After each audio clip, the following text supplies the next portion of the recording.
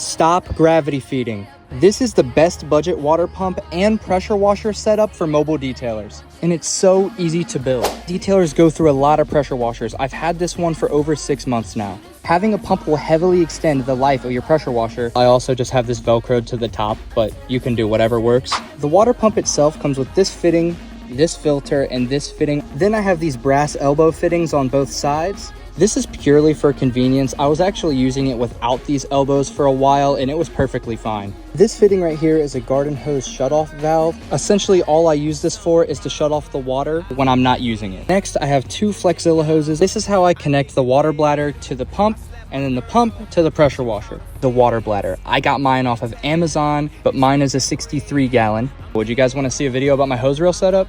Just let me know in the comments. And make sure to stay tuned because I post videos like this every day. Bye.